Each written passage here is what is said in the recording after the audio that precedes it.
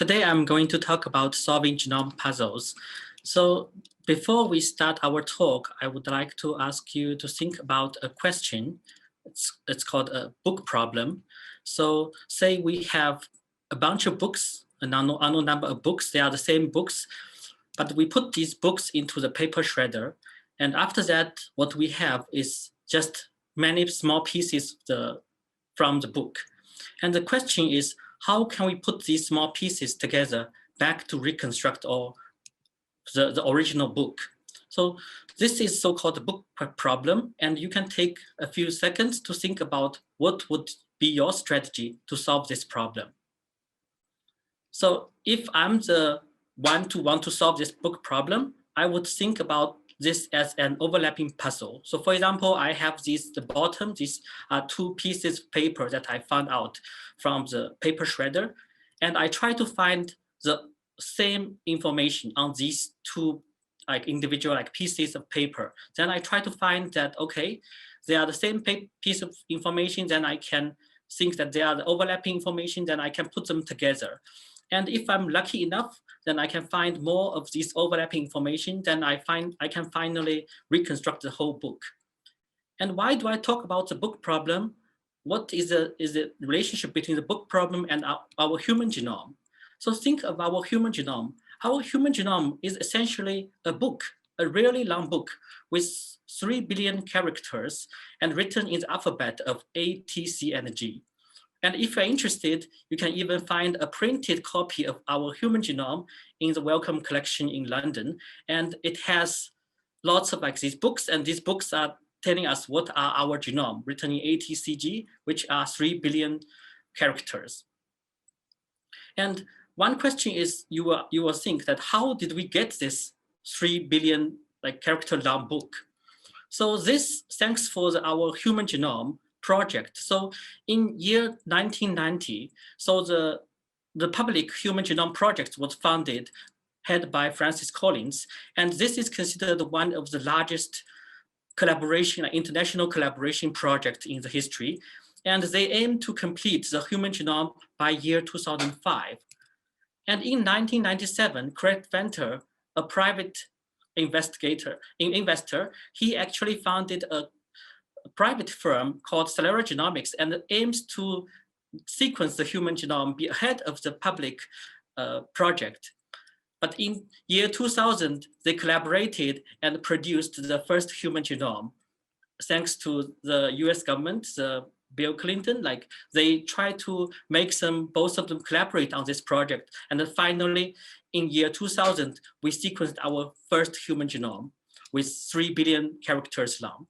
And of course, after the first human genome was officially published in 2001, and we start to get more and more genomes from, for example, in year 2002, we get the mouse genome. In year 2004, we get the rat genome, and later, we get more and more species have been sequenced, and we get their genomes. And now let's look at why we want to sequence these genomes. Of course, these genomes are very important in our daily life, not only in agriculture, environmental sciences, but also it is very helpful, for example, in our personalized medicine or personalized diagnosis. So knowing the individual genomes will help us to understand the biology or biomedicine behind these different phenomena, and then this will help us to develop the biomedical research and in other industries. And now we can compare what is the book problem and the genome assembly problem. So essentially, the genome assembly problem, how do we get the human genome, is very similar to the book problem that I introduced at the beginning. So in order to get our human genome is 3 billion base pairs long, or 3 billion characters, but current biotechnologies does not allow us to read from the start to the end. So every time, what we can read is only a random piece of the segment from this very, very long book. So each time we can only randomly read a small piece. It is like that we have a paper shredder, we get a small random piece of the book. Then what we have is we just make many copies of the genome, like the book problem. Then we put them into genome sequencing, which is we generate these very small pieces. So each piece is called a read. So after that, we want to use this read to reconstruct the original genome. So this is what we have been working on, so-called genome assembly problem. And as you can see, they have very similar like pipeline as the book problem that I introduced. And what makes the genome assembly very difficult is because that in our genomes, we have many repeats. And as you can see here on the top, we have these 5 copies of the same genome, but in this genome, the red parts are the repeat. If these are repeats, like in this above genome, then when we have these very short reads, you know that these short reads are that random pieces randomly drawn from the genome. And because these short reads are very short, they do not span over these repeats. Then this makes the genome assembly very difficult, which means that we cannot distinguish at the bottom which one would be the correct genome, because both of them will be consistent with all the short reads that given. And of course, if we have pretty long reads, these long reads can span over many of the repeats, then this will make our genome assembly relatively easy, because when the long reads span over the repeats, then we can uniquely reconstruct the final genome. So this is something that you can think about, that what is the main challenge in the genome assembly and also in the book problem. And now I just give you some recent advances in genome sequencing and assembly. So the first generation of genome sequencing was proposed by Sanger and Gilbert and Sanger. And they proposed that the first Sanger sequencing in 1977. And 3 years later, they received the Nobel Prize. However, this technique is very expensive. The first human genome that was sequenced in 2001 was using this technique. And as you can see, it's not only like cost $3 billion to sequence a single human genome, it also requires many like scientists to work in these large kind of like factories to produce this data. So this is very, very like time consuming and like very expensive. And in 2005, the so-called second generation sequencing was proposed. And as you can see, so here is this figure, the left bottom figure shows the curve that's the price to sequence a human genome. At the beginning, it will be $3 billion, and until like year 2005, it's still across, this line is the Moore's law. And then since 2005, the price drops a lot because of this new generation sequencing technologies. So till now, like in year 2020, like we can sequence the human genome at roughly $1,000 US. So that's a huge like decrease in the price. And of course, there is like since 2012, there are this so-called third generation sequencing led by 2 companies like PacBio and Oxford Nanopore, and they now like even offer these portable sequencing machines that can sequence like produce very good like sequencing like support for these like mobile tasks. And if we compare for these like 3 different sequencing technologies, so the first generation sequencing technology is very expensive. The second generation sequencing produces very short reads. These short reads are very short. It's around like 100 to 300 nucleotides. So compared to our human genome, which is 3 billion nucleotides, they are pretty short, right? So if we look at the third generation sequencing, they are much longer than the second generation sequencing, but still like it's around like 10,000 to 50,000. But compared to the whole human genome, it's still pretty short. But these sequences are long enough to overcome many of the repeats in our human genome. For example, in our human genome, we have a family of repeats. It's called AAU repeats. It is about 260 to 300 base pairs long, and it has about like 1 million copies in our human genome. So if you use second generation sequencing, then these repeats will create lots of problems. But when we use this long read, because 10,000 and 50,000 is much longer than 300 base pair, so this means that we can resolve these repeats in most of the regions in our human genome.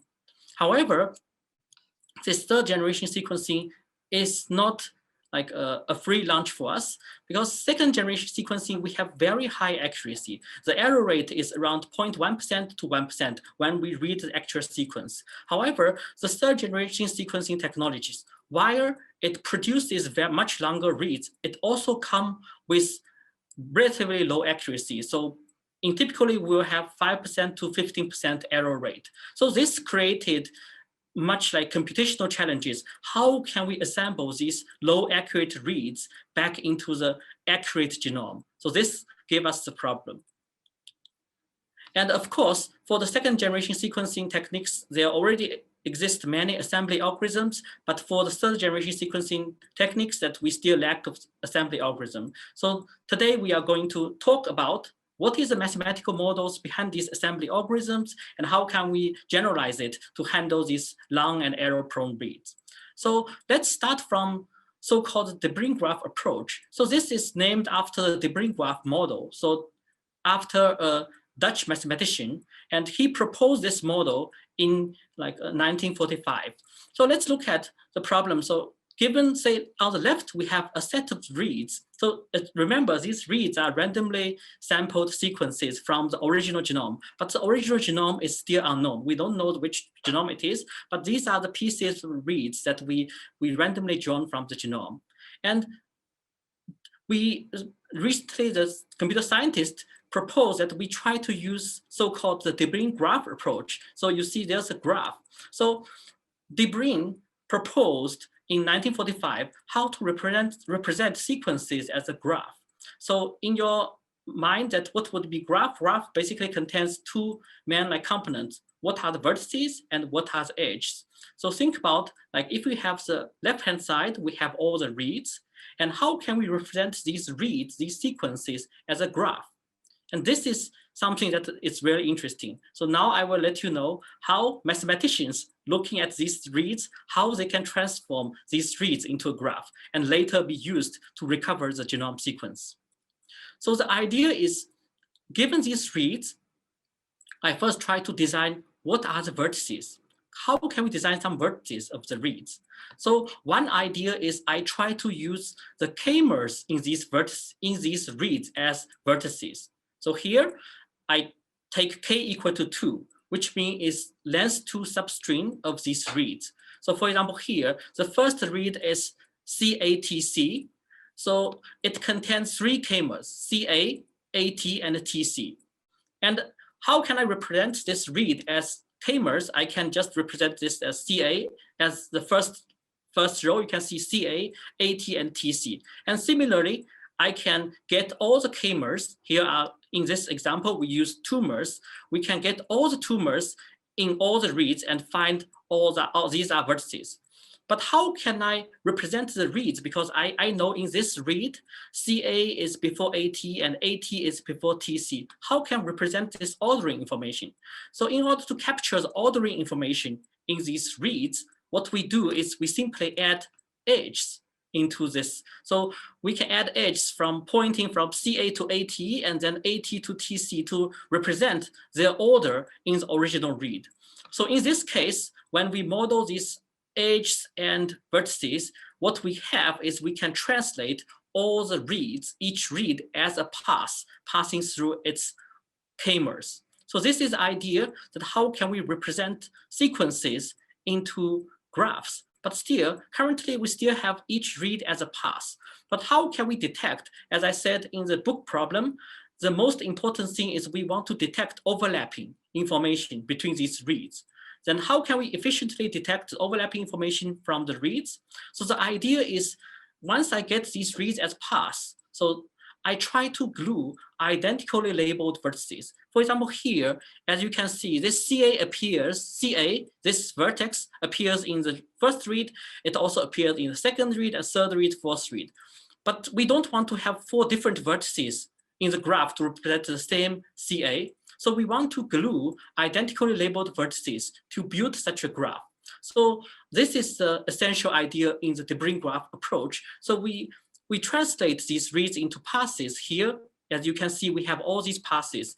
Then we try to glue identically labeled vertices. We bring these identical labeled vertices to the same position and we glue them.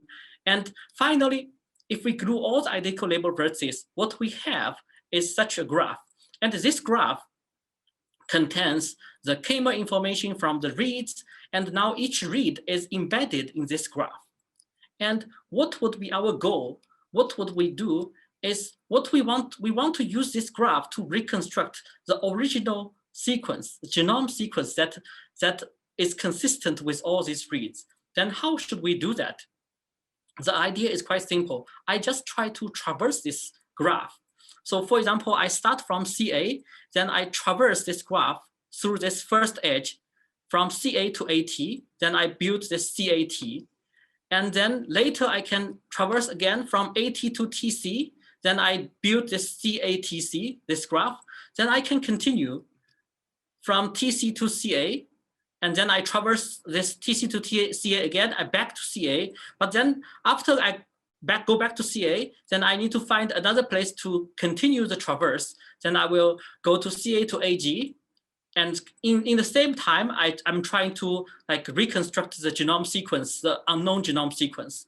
Then if you continue this process, after you traverse all the edges in this graph, then you will get the right sequence as an output. And this circular sequence is the genome, that unknown genome that can correspond to all these reads. And as you can see here, each of this arrow, like burnt arrow, is corresponding to one of the read. And as you can see, so this is original sequence, and all the reads can be found in this sequence.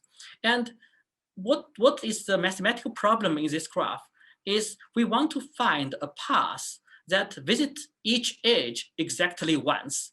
So if you know about some discrete mathematics, then you will realize that this is actually an Eulerian path, and it has been studied almost 300 years ago by the mathematician Euler. So Euler first looked at, he first studied the problem of 7 bridges of Knigsberg, and he proposed to use this graph theory to solve this 7 bridges Knigsberg problem. And then later he proposed how can we efficiently decide whether a graph contains an Eulerian path, and how we can if this graph like there exists one Eulerian path in this graph, and how can we efficiently find it out? And this can be done like in linear time, which is very fast.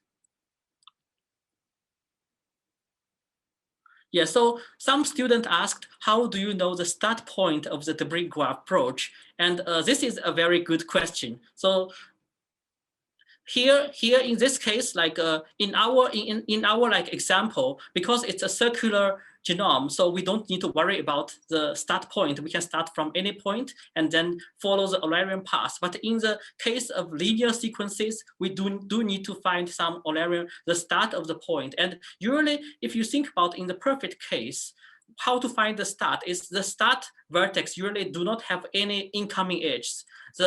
The end point, so this is say then another start point, the end point will not have any outgoing edges in the graph. So this is something that you can find the start and end.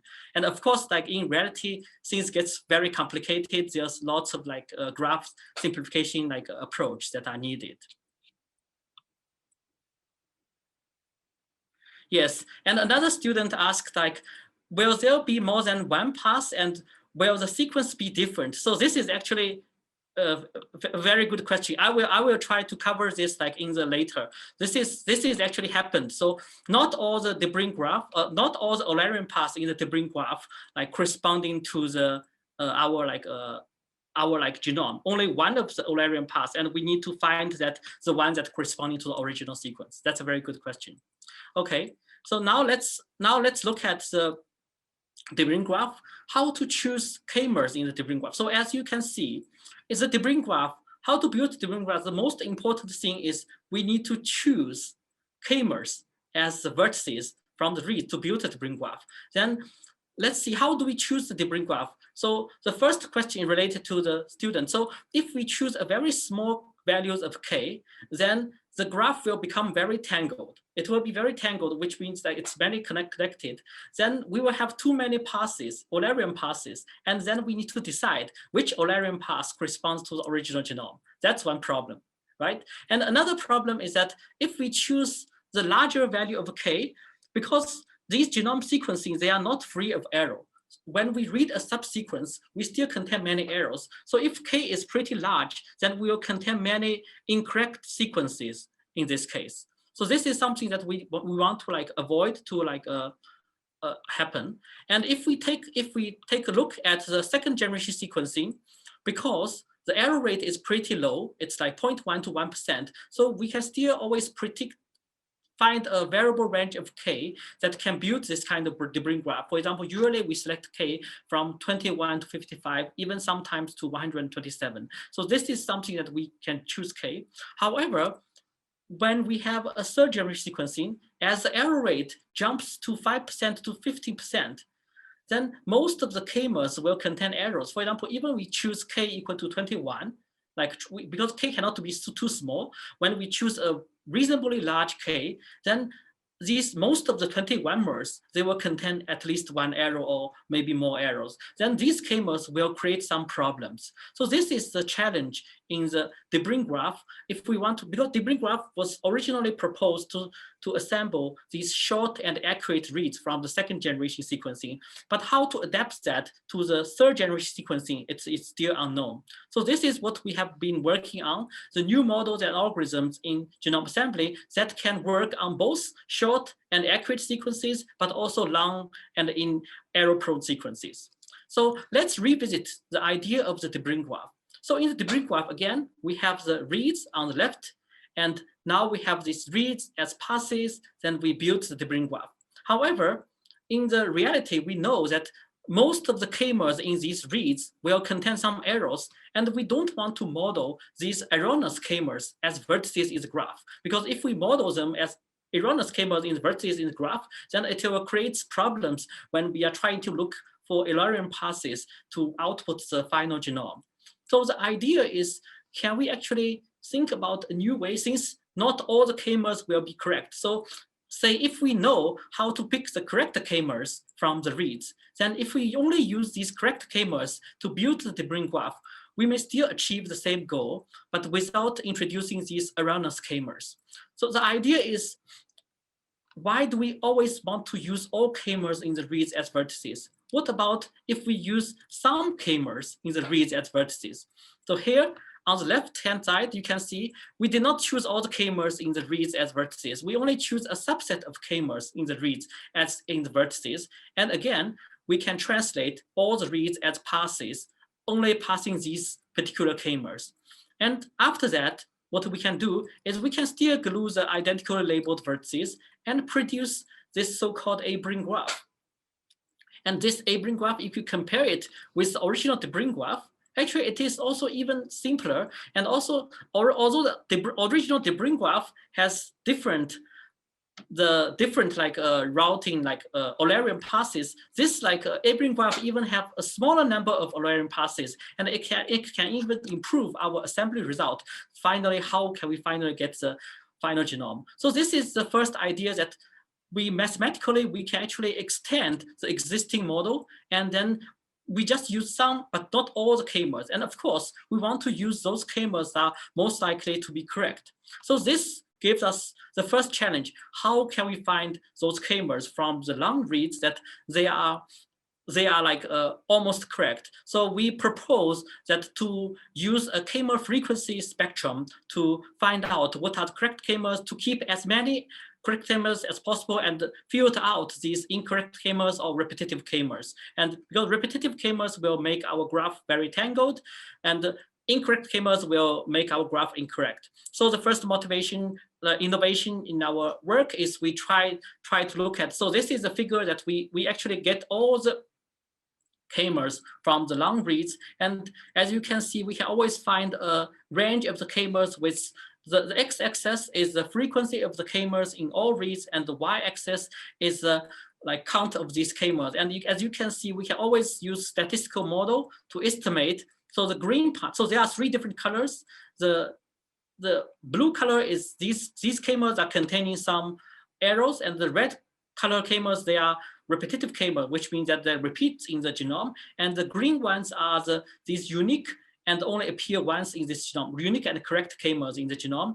And this y-axis is in the log scale, and but as you can see, like we can use the statistical model to estimate what is the, if a k-mer appears in a certain frequency, like how many times in the whole set of the reads, then we can try to find these are the almost correct k-mers. And if we just focus building the graph only on this subset of k-mers, then we can get a much better result. So this is the first idea, that how can we adapt, like generalize the Abring graph to handle the long and error-prone reads.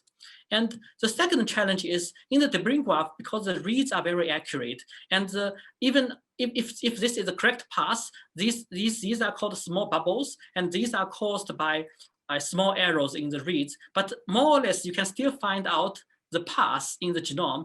Then you can still like output path, because you can do a consensus call and remove these errors. However, when we are using these inaccurate reads, then the situation looks like this. Then we have no idea like how these like read passes in the graph, then how can we resolve the question? And another innovation that we proposed is we designed a dynamic programming algorithm that can efficiently detect overlapping like long reads by looking at if these two reads share the multiple k-mers in the same order and roughly at the same gaps, then we think that these two reads are overlapping. Then we can very fast to detect whether reads are overlapping, then we can continue like working on the find the genome path in the original graph. And the third generation is, as I said, the genomes are full of repeats. For example, our human genome, like biologists estimated that at least half of our human genome are considered as repeats. Then how can we deal with these repeats? So like one PhD student, Mihai, so he proposed the idea to develop this so-called repeat graph. So when we have like, even with the repeat graph is, even if we don't know the repeat structure in the original genome, we only have some reads from the original genome, but we can map these reads into this like two-dimension graphs, and later we can figure out what are the repetitive edges and what are non-repetitive edges. And this is without knowing the actual genome, and we just using the mathematical model, so-called repeat graph, to provide the repeat characterization. And this is very useful. And with this all our effort and with the effort from other international colleagues, then we now are moving close to the assembly of the real human genome with a very small amount of cost, because compared to the first human genome was assembled in year 2000, it cost $3 billion US. Now we can use this third generation sequencing technique, that we can use this so-called PacBio and Oxford Nanopore long and error-prone reads, but with the computational methods that we can correct the errors and then try to assemble these long reads back into the whole genome. So there is so-called telomere to telomere consortium led by Corey Miga and Adam Phillip, and they this month they released their first preprint and shows how to achieve the complete sequence of a human genome using these third generation sequencing technologies, which is quite affordable, plus the new computational and mathematical models and algorithms, that how we can get the complete sequence of a human genome. And if you're interested, you can look at this telomere to telomere consortium. It's very interesting. And maybe it's time I can address some. So if we take fewer k-mers only, we won't lose few nucleotides in the main sentence. So that's a very good question. So this is when we're talking about the generalization of the Abring graph into the Abring graph. So it is possible that if we take these k-mers, if they are not overlapping, they are distanced away, then it is possible that we may lose some nucleotides in the middle. That's correct. But we can still always trace back to the read, because we know that where these k-mers are coming from. And even in the original read, we know that these two what are the original sequencing in this read. And then when we do the final polishing step, so we can bring these sequences back and then do a consensus calling. So this is how we can like attack this problem that when we, this is very good question. So when we have these fewer k-mers, and why are there so many repeats in our genome and for what? So this I will leave it to the final discussion. I will have a slide to show why we have so many repeats in our genome, okay? So now let's assume that we have a good idea at how we can assemble our human genome.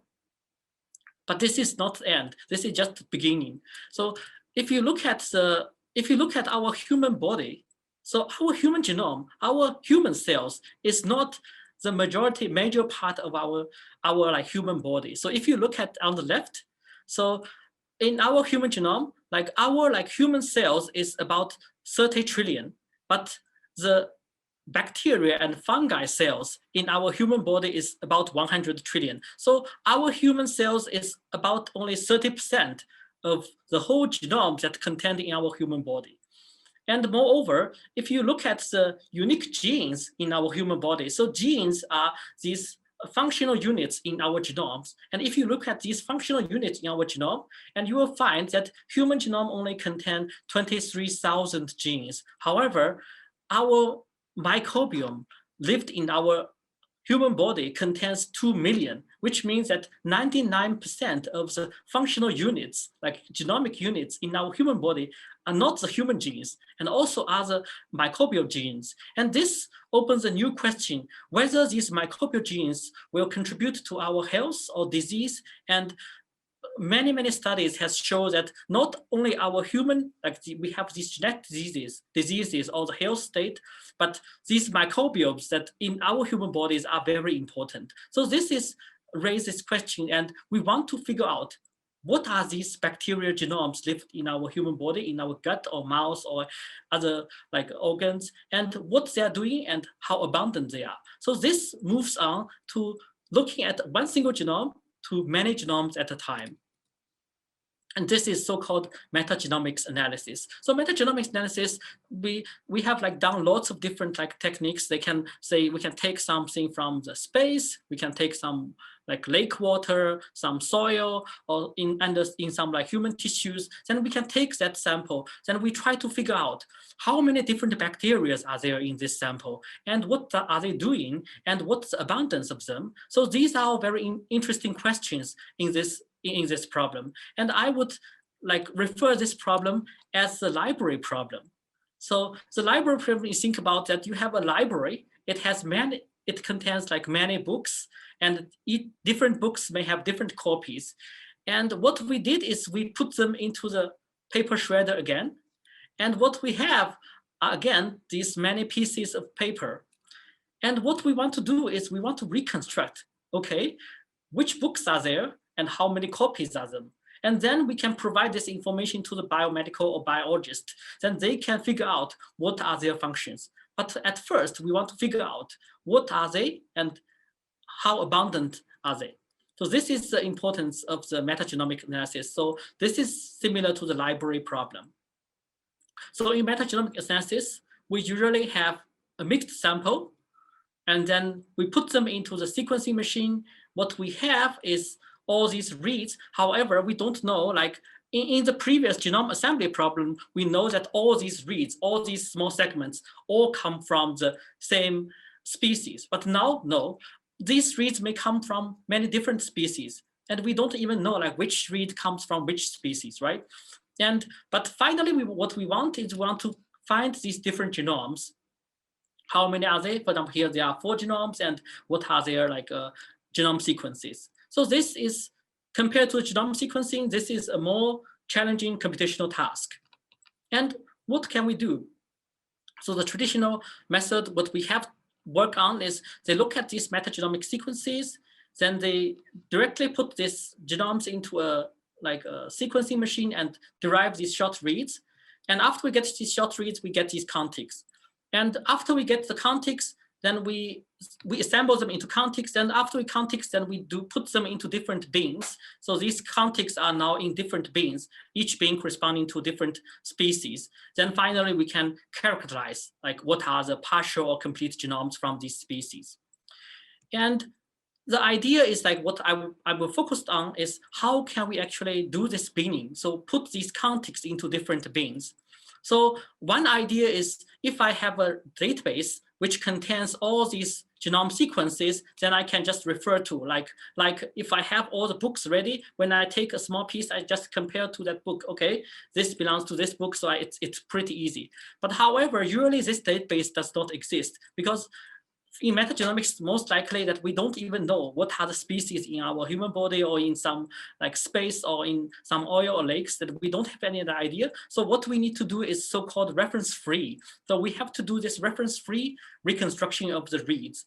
Into bins, like how can we like distinguish these different contexts? So each context is again like written by ATCG. So you can think about how can we get the information from that one. So one idea is we can use the composition information, because if you think about context, then you can look at the small k-mer, you can see like this frequency of these very short. Here is like the 3-mer. We can look at the 3-mer frequency. So this is similar as like if you look at a book, the different books may have different like spelling of the same word, or different authors may have preferences using certain word against other words. And this is same thing for the bacteria. Bacteria also different bacteria species, they may like want to use different like these like words. Then we can use these words to distinguish different bacteria. And also we can use abundance information, because many different bacteria, they may have different abundance information. Like some books have 3 copies, some books have 4 copies. So we can use abundance information to help us to distinguish them. So if we use the abundance and the composition, then you can see like these 3 like bacteria, these contexts belong to these 3 species are well separated. But however, this is only for long contexts. But if you look at the short context, then this is the situation, it looks like this. And this creates some problems that like some like challenges, how can we distinguish that? So what we have been working on is then you can like recall like how do we get these contexts? We have these genomes, then we get short reads and we assemble them into context using the approach that I introduced before. And as you can see, like we use the debriefing graph, the assembly graph to get the context. So as you can see, like these contexts, they have the connection information here. And these connection information are actually very important. So this is like the context, we get connection information, then we get context. But in the tradition, in now the classic like approach, they get the metagenomic sample, they get the reads, then they build the debriefing graph translated into assembly graph. However, in most analysis now, they forget about the connection information of the context, then they treat each context independently, then they try to bin these contexts. And many other contexts, these short contexts are ignored. And in recent studies, actually 50% of the contexts are ignored by the state-of-the-art like software tools. And then what we think is that what we can do is we can actually bring back the assembly graph back into the analysis. And this is like my student Virginia has worked on this pipeline that we try to bring back the assembly graph for us to do the context binning. And this is something like, this would be our initial assembly graph. And this is something that existing works that they can bin these contexts using, as you can see, there are 3 different colors. And the first step is that we can use the assembly graph to identify some mislabeled contexts, because usually if a green context, they should be surrounded by all green context, yellow context should be surrounded by yellow context. But we can find out if this is not the case, we can find some like incorrect or ambiguous like labels, we can remove them. Then based on this graph structure, we can also perform this so-called label propagation algorithm that can propagate these colored labels to other vertices. So this is what we have working on this metagenomic binning of the context. And we further like detected, because as we know, like repeats not happen in the one genome, the 2 different genomes may also share some repeats, and we also proposed a graph algorithm to enable us to actually like bin these contexts, not like some contexts may belong to different bins. And as I said, like before we have these short reads, but when we have the 3rd generation sequencing, now we have the long reads available. So before we are trying to bin the put the context into bins, but now we have these long reads, which are as long as the context. then we can directly bring long reads into the context. And this is actually a very important task.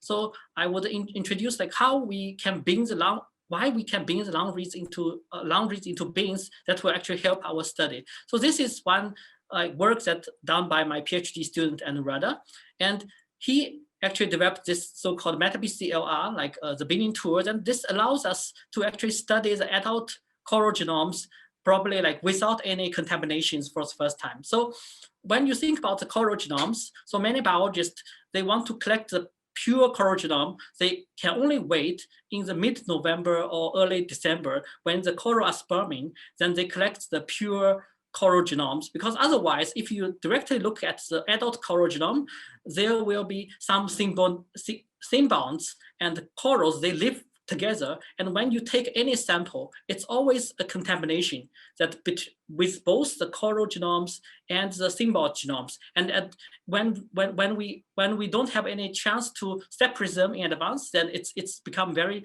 challenging task. So that's why like most marine biologists, they need to wait like once a year to collect pure coral genomes. And here, like we show that by using this new computational model, and when we abstract these long reads, and actually we can do a reference-free way to distinguish the coral genomes and symbiont genomes, because as I said, they have different choice of these words, these like composition information, and they usually come with different abundances. And this allows us to directly sample the adult coral genomes and put it into the analysis. And as you can see in this figure, we can see like these coral genomes and the symbiont genomes, the reads from them are clearly separated. And this allows us to directly study the adult coral genome in their natural environment. And I also would like to briefly like touch upon like a few like directions. This is also like kind of like answer one of the questions that's raised by one of the students. So why our human genome have so many repeats? So this is one like theory of how we can get these repeats, because usually these repetitive regions are the most challenging parts that we want to assemble. So some biologists have proposed a theory that in the history that, okay, there will be these A1, A2, A3, A4. These are 4 different segments in different chromosomes in different like places in the genome. And during history, for somewhat reason, that these 4 different pieces, they kind of like copied themselves, copy paste, and then put them together in one location in our genome. So basically you copy 4 different like places of the segment, put them together. So this is something so-called duplication seeding event happened in history. And then after this seeding event, this becomes a seed, because this is the duplicated region that are concatenated together. And then they will produce the secondary duplications. And this is what the biologists, they think that where we get these very long segmental duplications in our human genome. And we have also worked on the graph models with like my collaborator from Tel Aviv, like university in Israel. And we have like worked on this, how to decipher this like graph models, how to capture, to know like which is the original copy, which is derived copy, and how can we like model it as in the graph. And this is so-called like segmental duplications. And then after that, we can get a more complete human genome like sequenced. And another thing is like, I only talked about this like assembly, which is we ignored, because if you think about human genome, we have actually 23 pairs of chromosomes. But in current studies, because in our human genome, the pair of chromosomes, like these pairs, they have very similar like sequences. The difference is about like 0.1%. So usually we ignore these small differences, but essentially some genetic diseases we want to figure out like whether the disease gene is on a specific haplotype or not, because this is called haplotype phasing. So which means that we want to get, this is a genotype, this is just a pair of chromosomes collapsed together, but we want to separate this into 2 haplotypes. And my student Yenbo has been working on this area, and she has developed some like graph models, how to first find the differences between these 2 haplotypes, and how to use mathematical model to separate them into 2 different haplotypes. And moreover, currently, most people are working on the genome assembly and genome binning. They treat it as 2 different communities. And my student Virginie is also working on how to combine the genome assembly and the metagenome binning like simultaneously. And she has been working on again on these graph models. How can we like achieve this goal like efficiently? And moreover, like we mainly talking about metagenomics, we mainly talking about bacteria, but actually we also have these plasmids and viruses. We also want to separate, say, plasmids from bacteria or viruses. And my student Anurada is also working on this area, like how can we like further like distinguish, not only distinguish between bacteria, but how to distinguish like plasmid and viruses. And that will be like this is our like lab group. So we are this ANU computational genomics group, and these are the list of the software tools that I'm briefly covered in this talk. And these 5 students are my PhD students here. And I also would like to acknowledge my collaborators all over the world, like including from UCSD, like Miha, Jeffrey, Pavel, and Vabhab from NUS, Leon from Tel Aviv, like Hadip from like National Center of Genomics, and Mark from USC, and Max from MIT.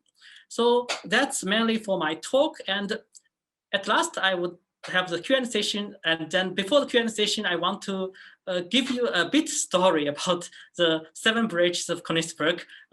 So this is, I want to encourage you to ask questions. So how do we have this so-called graph theory? So the graph theory all originated in 1875 or 1835 when the Karl Eller, he was the mayor of, like, he was a mathematician, and he later becomes the mayor of a neighboring city of Königsberg.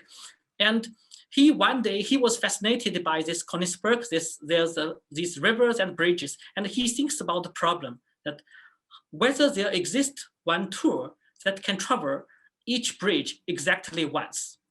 And he's struggling with this like problem, and he wrote to Ola. At that time, Ola was a famous mathematician, and he wrote to Ola, and he wants to get some idea from Ola. Then Ola first like replied that, okay, Olaf thought that this problem is not much related to mathematics. So it's because it's like you can just enumerate, for example, all the possible paths, and then if you find that it does not exist, because this kind of questions, if you want to prove, for example, in this graph, whether there exists an Eulerian path, then you can simply find one, then you can easily prove that it exists. But sometimes if you want to prove that it does not exist, so that requires some mathematics. So later Ola tries to prove that why there does not exist this Eulerian path for this kind of graph. Then in the pursuit of this like proof, that Olaf like realized that he actually opened a new door in mathematics, and he founded the new theory, so-called graph theory. So he abstracts this problem into the graph on the right, and then he abstracts these, what are the vertices and what are the edges. And I would like to like say that when they ask this question, when Karl asks this question about whether there exists a tour like that visit each edge exactly once, he will never like expect that this algorithm will actually change the solves one fundamental problem in modern biology. Like now, like people are using this Eulerian path algorithm to reconstruct our human genomes. And the same thing when the mathematician De Bruijn proposed, how can we think about like present the sequences as graphs. At that time, he would never expect that later that this graph will become one of the most important graph model in computational genomics. So that's all for my talk. So I'm now happy to take more questions. Yeah, let me just check the Q&A session. So how does the assembling and correcting reads through De Bruijn graph compare with the baseline technologies used in Oxford Nanopore, which uses CRF-CTC recurrent neural networks? I assume that if you're talking about Oxford Nanopore, like the reads, so I think that's slightly different. So I think for the Oxford Nanopore, when you talk about CRF and CTC recurrent neural networks, they try to call the reads. So when they try to read a read, actually they have this so-called machine signal. So this is more about signal processing because they do not directly read ATCG, rather than instead they read some like a signal in the machine. Then how can you, I think what you mentioned about this neural network are mainly how to process this machine signal, like in the signal processing perspective, how to translate them into ATCG sequences. But here, like this so-called like the brain graph that the input are already these ATCG sequences. They are no longer these machine signals. I think so. This would be a pre-processing step in the, I think, in the Eulerian path. But Eulerian path also try to offer some like error correction techniques. But most of these error correction like models and algorithms does not look at the machine level like a signal, raw signal. We only looking at these ATCG signals or ATCG sequences and try to find errors in these ATCG, because if they are, say, span over the same region, and then if some reads say it's AAC, most of the reads say it's AAC, but some reads see AAG, then most likely we think that that region should be AAC, but AAG would be an incorrect answer. So rather than looking at the raw like machine signal. Okay, so words non-living materials have any genome sequences? Where the non-living materials have any genome sequences, to the best of my knowledge, I don't think they have like any genome sequences. But I think some, because genome sequences is quite robust. So even some species, they like passed away, like, or they died like for like a couple of years or something, like you can still retrieve their, so as you may see on the news that scientists can retrieve those like from the corpse of these certain species for their DNA sequences. So that I think it's possible, but I'm not sure because I'm sorry, I'm not a biologist. I'm not sure whether these non-living materials may have any genome sequences. But currently people can synthetic, like they can use the synthetic biologists. They can actually now in their lab, they can produce these genome sequences. And even some people are working on using the DNA sequences as a storage. So here we're using hard disk or these like chips and others to store information. But some people are also using, like, they synthesize these DNA sequences and try to store message or pass message to others. So that's also possible, yeah. So I think in that sense, I think non-living materials, you can actually create DNA sequences for them.